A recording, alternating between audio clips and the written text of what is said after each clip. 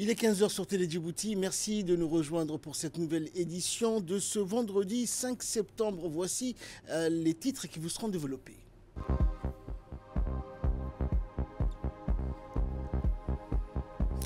Le président de la région somalienne de Galmudug s'est rendu au mémorial de la paix à Arta dans la journée d'hier. Et la police nationale a intensifié ses opérations de contrôle routier sur les principales artères de la capitale. Et en nouvelle internationale, l'ONU exhorte les pays à renforcer leur plan climatique avant le sommet de Rio. Voilà pour les titres, bonjour à tous. Le président de la région somalienne de Galmudug, Ahmed Abdi Karia, a effectué hier une visite hautement symbolique au mémorial de la paix d'Arta. Il était accompagné pour l'occasion par plusieurs membres du gouvernement. Situé dans la ville d'Arta, ce mémorial occupe une place particulière dans l'histoire récente de la Somalie et de la région. Il rappelle en effet la conférence de paix intersomalienne de 2000 organisée sous l'égide du président Ismaël Omar Guelleh, qui permit de jeter les bases d'un processus de réconciliation nationale après des années de guerre civile. Plus de 2000 délégués venus de toutes les régions somaliennes avaient alors pris part à ces assises historiques qui ont marqué une étape majeure dans la reconstruction de l'État somalien. En se rendant sur ce site, le président Karia a voulu rendre hommage à la mémoire collective et de l'engagement de Djibouti en faveur de la paix et de la stabilité en Somalie. Ce lieu est le symbole de l'unité et du dialogue entre Somaliens. C'est ici que l'espoir d'une Somalie réconciliée a pris forme, a-t-il souligné. Le mémorial d'Arta demeure aujourd'hui un haut lieu de mémoire et de fraternité, rappelant le rôle central joué par Djibouti dans la recherche d'une solution pacifique durable pour la Somalie. En présence du Premier ministre de la République de Djibouti, le président de la région somalienne de Galmudug a pris part à un déjeuner officiel organisé en son honneur, ainsi qu'en celui de sa délégation. La réception s'est tenue au complexe hôtelier Sunny Hill Center, offrant un cadre chaleureux et convivial à cette rencontre de haut niveau. Et dans une interview qu'il nous a accordée, le président de la région somalienne de Galmudug, Ahmed Abdi, a exprimé sa profonde gratitude au président de la République, Ismaël Omar Guelleh, ainsi qu'au gouvernement et au peuple djiboutien. Il a salué l'importance historique et symbolique du mémorial de la paix d'Arta, rappelant que ce lieu représentait bien plus qu'un simple monument. Ahmed Abdi Karia a souligné également le rôle constant de Djibouti dans la recherche de la paix et de la stabilité dans la région. La conférence d'Arta reste gravée dans la mémoire collective des Somaliens. Elle symbolise l'espoir, la fraternité et la conviction que seule l'unité peut garantir un avenir meilleur pour notre nation. Nous remercions profondément le gouvernement et le peuple djiboutien pour leur engagement sans faille, a-t-il conclu. Les cérémonies de commémoration du Mouloud al-Nabi, ou la naissance de notre bien-aimé prophète Mohammed, paix et salut de Dieu soit sur lui, célébrant la naissance de notre bien-aimé prophète, s'est déroulée avec une ferveur populaire et religieuse sans précédent dans la région d'Arta. Cet événement, qui rassemble les fidèles de toute la région, témoigne de l'attachement profond de la population à ses valeurs spirituelles. يا رب أجرنا من عذابك يا رب صل على محمد يا رب صل عليه وسلم يا رب ارزقنا شهادة يا رب حلنا بسعادة يا رب صل على محمد يا رب صل عليه وسلم يا رب واصلح كل مصلح يا رب واكفي كل مؤذي يا رب صل على محمد يا رب صل عليه يا رب نختم بالمشفع يا رب صل عليه وسلم يا رب صل على محمد يا رب صل عليه وسلم بسم الله الرحمن الرحيم لقد جاءكم رسول من انفسكم عزيز عليه ما عنتم حريص عليكم بالمؤمنين رؤوف رحيم ان الله وملائكته يصلون على النبي يا ايها الذين امنوا صلوا عليه وسلموا تسليما اللهم صل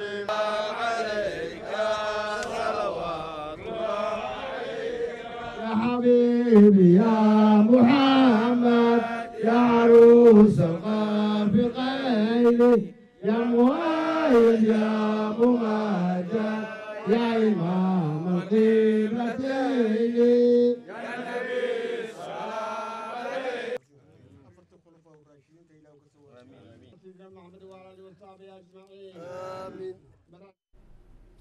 Ambiance similaire cette fois-ci dans la région d'Ali Sabieh où à l'instar du monde musulman, la région d'Ali Sabieh a également célébré dans le soir du mercredi dernier la fête bénie du Mouloud al-Nabi qui commémore la naissance de notre bien-aimé prophète Mohammed ibn Abdullah, paix, salut et bénédiction de Dieu soit sur lui.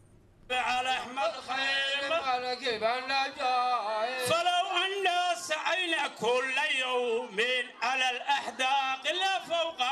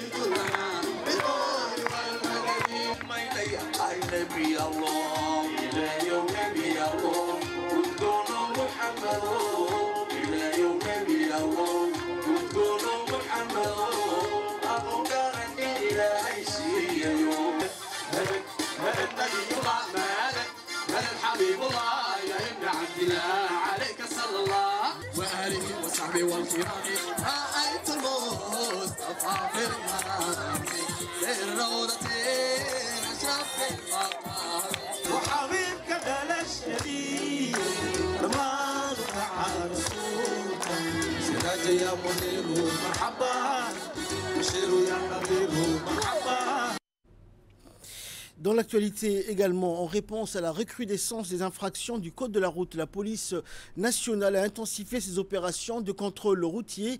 Une attention particulière est portée aux véhicules équipés de vitres teintées dont l'usage est strictement réglementé par l'article 3 du code de la route. L'objectif est de garantir la sécurité routière et de lutter contre l'insécurité routière et de permettre aux policiers d'identifier le conducteur et les passagers et de ne pas entraver la visibilité du conducteur.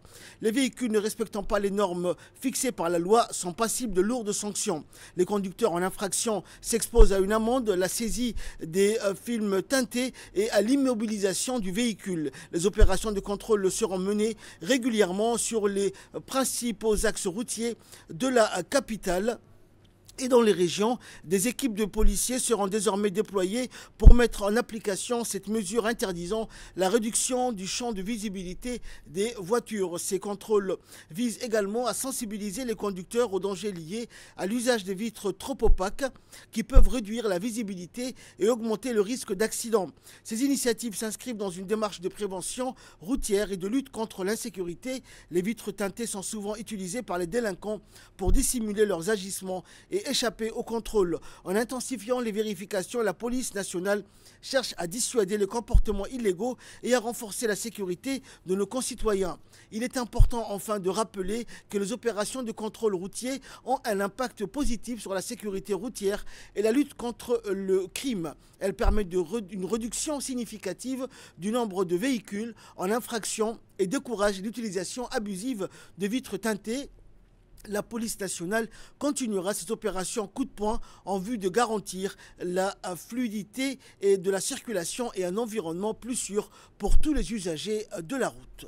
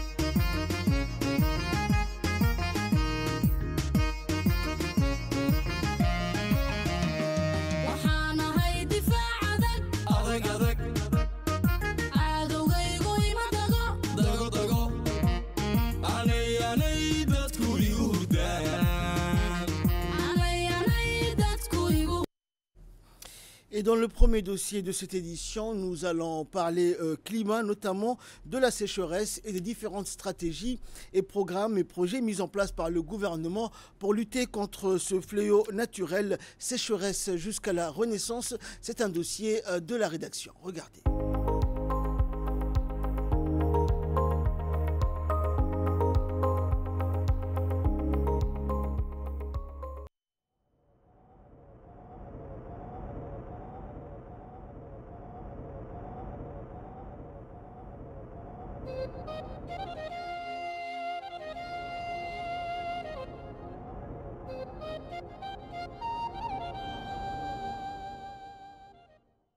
Après plusieurs mois de sécheresse, les pluies tant espérées se sont enfin abattues sur l'ensemble des territoires de la République de Djibouti.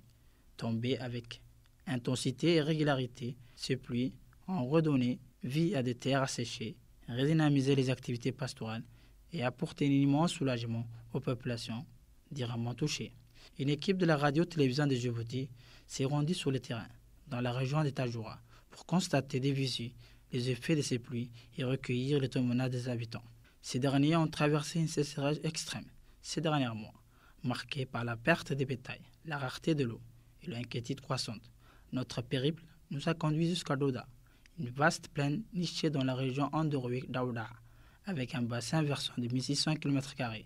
Elle représente l'un des plus grands bassins du pays, juste après celui de l'ouest de Haïma.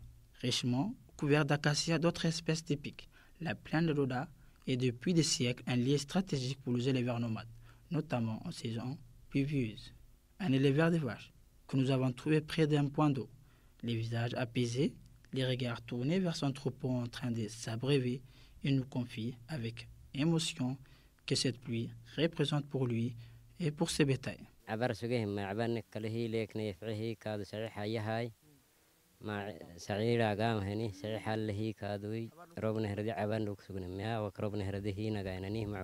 Et ce ne sont pas que les éleveurs qui profitent de cette abondance.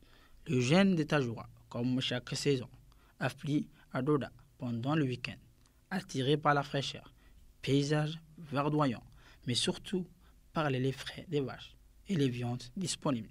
Ils viennent partager des moments de convivialité sur place. Nous croisons un petit groupe de jeunes, bouteille de lait à la main. C'est notre tradition, dit l'un d'eux en souriant.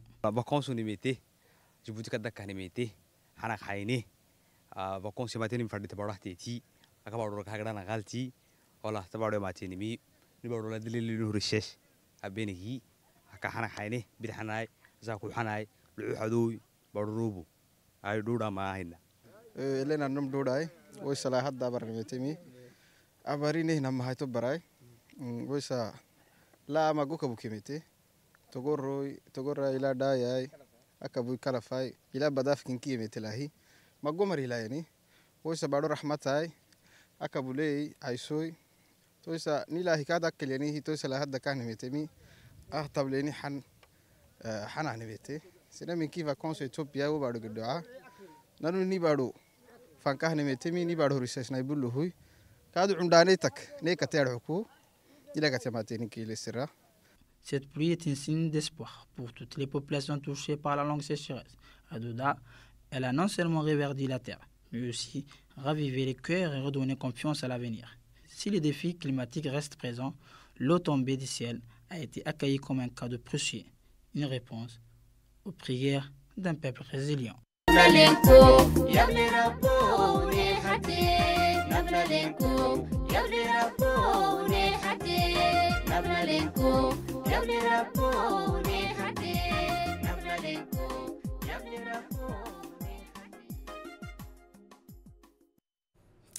Dans le reste de l'actualité, la rentrée scolaire des lycées de Damerjog, la sous-préfecture relevant de la région d'Arta, s'est déroulée dans une atmosphère de mobilisation et d'engagement. Le sous-préfet de Damerjog, Abdi Hassan, accompagné d'une forte délégation du ministère de l'Éducation nationale, a supervisé de près le bon déroulement de cette rentrée.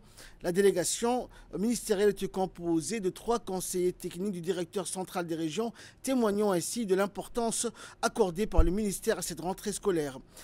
À leur arrivée, les officiels ont été chaleureusement accueillis par Mahdi Mahmoud, proviseur du lycée général de Demerjoug. Celui-ci a présenté un exposé détaillé sur son établissement, soulignant la présence cette année de 250 lycéens inscrits. Il a insisté sur les efforts entrepris pour offrir aux élèves un cadre d'apprentissage adapté, propice à la réussite scolaire. La rencontre s'est poursuivie par une visite guidée des salles de classe, au cours de laquelle la délégation a pu constater de visu l'engagement des enseignants et l'assiduité des élèves dès le premier jour. Cette visite a permis de mettre en valeur les conditions matérielles et pédagogiques mises en place afin d'assurer une année scolaire réussie dans le respect des orientations fixées par le ministère. Et dans le second dossier de cette édition, nous allons toujours parler environnement et climat et de l'impact sur le changement climatique dans la grande région du Wéhima. Regardez.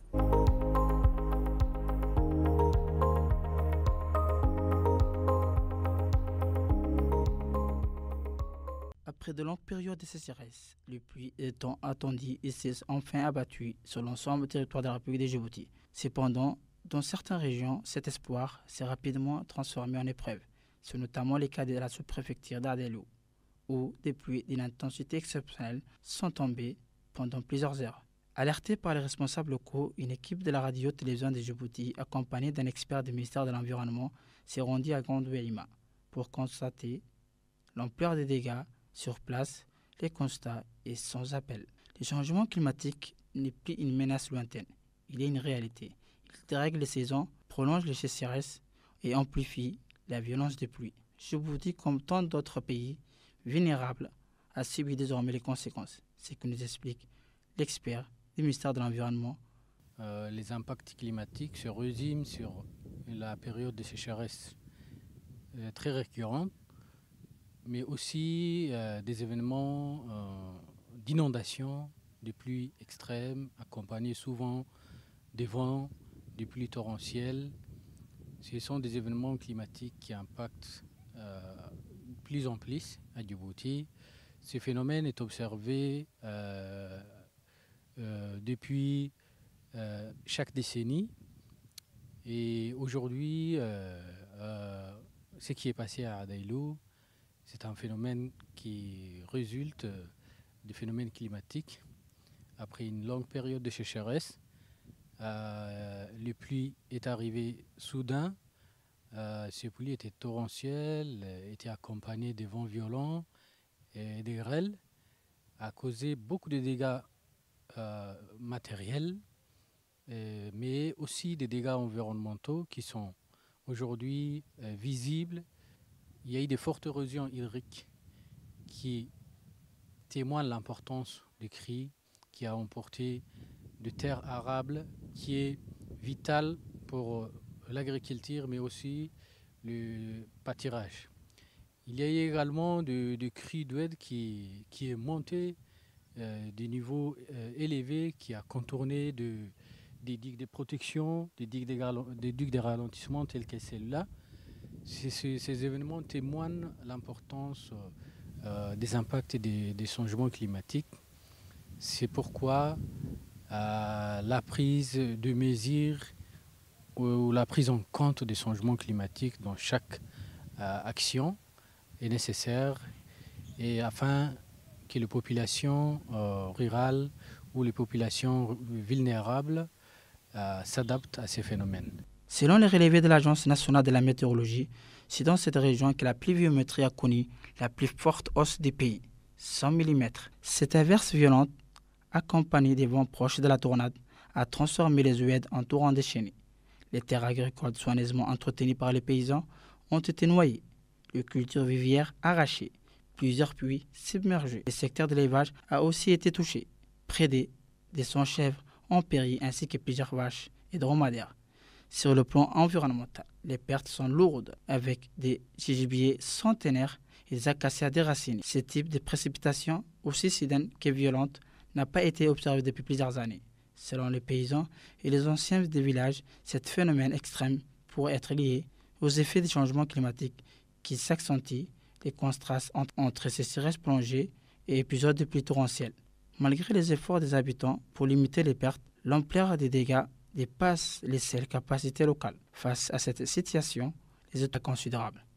Plus de 200 chèvres, plusieurs vaches et dromadaires ont péri. Les champs cultivés ont été détruits et de nombreuses pluies submergées. Même le secours. Malgré sa violence, cette pluie reste perçue comme une bénédiction par une population qui n'avait pas vu tomber une goutte depuis plus d'1 an. Après des mois de silence de sécheresse, l'eau est revenue, brutale, mais essentielle.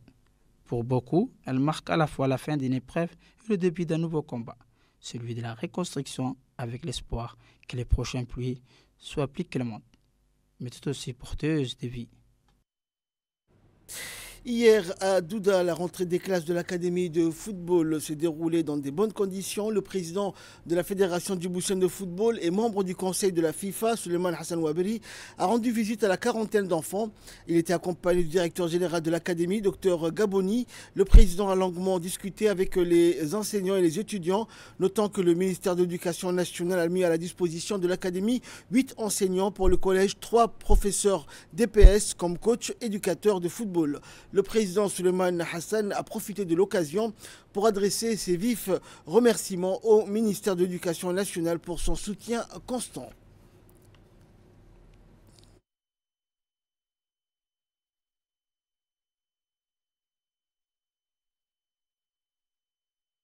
Les jeunes du quartier de Gabot 4. Je fais partie des jeunes talents qui ont eu la chance de rentrer dans l'Académie de Djibouti. Nous sommes la première génération qu'on va former dans 4 années. Et aujourd'hui, c'était le premier jour de la rentrée et ça s'est très bien passé avec les professeurs. Hier après-midi, on a fait la pré-rentrée scolaire. Nous avons eu une rencontre avec les professeurs. Aujourd'hui, nous avons fait nos premiers cours. On a fait 2 heures de maths et 2 heures de français, ce qui s'est très bien passé. La rentrée sportive des académiciens a eu la semaine dernière aussi et aujourd'hui nous sommes réunis pour la rentrée scolaire. Comme vous le savez, il y a un niveau 8e, 9e année et des secondes. Les secondes vont faire leur rentrée la semaine prochaine. Tout s'est très bien passé aujourd'hui, les enseignants étaient présents.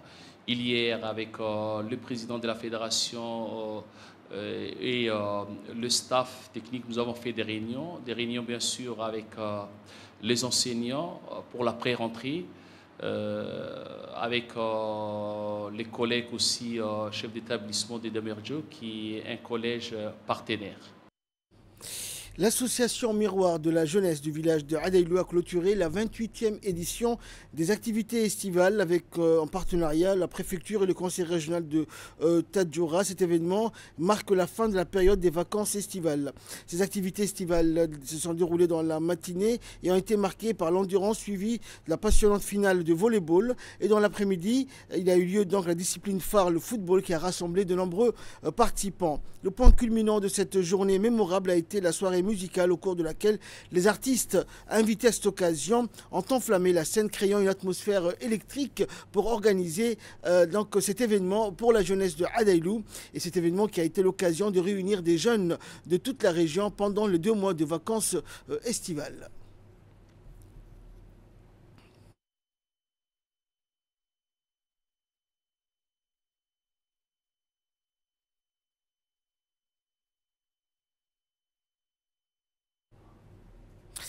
En collaboration avec les services de sécurité, le ministère des Finances du gouvernement fédéral somalien a instauré un nouveau système de perception de la taxe routière trimestrielle à Mogadiscio. Désormais, les caméras installées dans les rues de la capitale, couplées aux technologies de pointe assurant le repérage et la signalisation des véhicules en infraction, mettant un terme aux tentatives d'évasion de paiement de la taxe. Selon notre correspondant, ce dispositif s'appuie sur le réseau de caméras déjà déployé depuis longtemps pour renforcer la sécurité. Les agents du ministère des Finances précisent que ce mécanisme ne permettra à aucun véhicule ou individu d'échapper à ses obligations fiscales. Les véhicules franchissant les points de contrôle sécuritaire à l'intérieur de Mogadiscio comme à ses entrées verront leur procédure de sécurité vérifiée avant que les agents du ministère des Finances ne s'assurent du règlement de la taxe imposée. Cette mesure devrait contribuer de manière significative à l'augmentation des recettes publiques. Et certains conducteurs et propriétaires de véhicules ont salué ce système, estimant qu'il instaure un respect équitable et organisé du paiement de la taxe routière par tous. Actualité régionale toujours, l'Éthiopie a réalisé un exploit international en remportant 3 médailles, or, argent et bronze lors du concours des compétences BRICS 2025 qui s'est tenu à Guangzhou en Chine avec la participation de plus de 300 concurrents des pays du BRICS. L'équipe éthiopienne s'est distinguée dans le domaine de l'intelligence artificielle et des technologies numériques.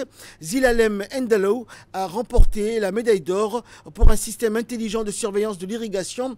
Abider Tekeste a obtenu l'argent avec une machine de moulage plastique manuel et Nabiha Nasrou a décroché le bronze pour un système d'appel des infirmières basé sur l'intelligence artificielle. Les gagnants ont exprimé leur fierté et leur engagement à poursuivre le développement de solutions technologiques utiles à la société locale et favorisant la coopération au sein des pays du BRICS. En nouvelles du monde à présent, 87 morts à Gaza en 24 heures sous les frappes israéliennes et les déplacements massifs. L'ONU alerte sur une catastrophe humanitaire tandis que des efforts internationaux reprennent pour un cessez-le-feu et un accord d'échange. Des sources médicales ont rapporté la mort de 87 Palestiniens à la suite de frappes israéliennes sur Gaza, dont 16 personnes qui attendaient une aide humanitaire. Le Fonds des Nations Unies pour l'enfance, l'UNICEF, a averti que l'enfance ne peut pas survivre dans la ville de Gaza alors qu'Israël se prépare à prendre le contrôle de la plus grande ville au milieu de sa guerre contre l'organisation armée palestinienne Hamas. L'Organisation des Nations Unies a appelé les États à soumettre leurs contributions déterminées au niveau national, mises à jour d'ici la fin septembre, en vue d'évaluer les efforts mondiaux avant la COP30 prévue en novembre à Rio, en Brésil. Plusieurs grandes économies rencontrent toutefois les difficultés. La Chine a annoncé son intention de rehausser ses objectifs cet automne, tandis que l'Union européenne peine à trouver un accord sur ses cibles pour 2035 et 2040. Et enfin, séisme en Afghanistan, le bilan dépasse les 2200 morts. L'aide humanitaire commence à arriver. Le bilan du séisme de magnitude 6 sur l'échelle de Richter qui a frappé l'est de l'Afghanistan dimanche dernier s'est alourdi à plus de 2200 morts et 3640 blessés selon un porte-parole des talibans. La catastrophe a détruit des milliers de maisons, notamment dans les provinces de Kunar et Nangarhar, où des glissements de terrain compliquent l'accès des secours. De nombreuses familles dorment encore à la belle étoile sous la menace de fortes pluies. Malgré ces premiers engagements, les besoins restent immenses. L'ONU a averti que ces ressources s'épuiseraient rapidement et a lancé un appel pressant à la solidarité internationale. Fin de ce journal. Merci à vous de nous avoir suivis. Excellent suite de programme sur Télé Djibouti.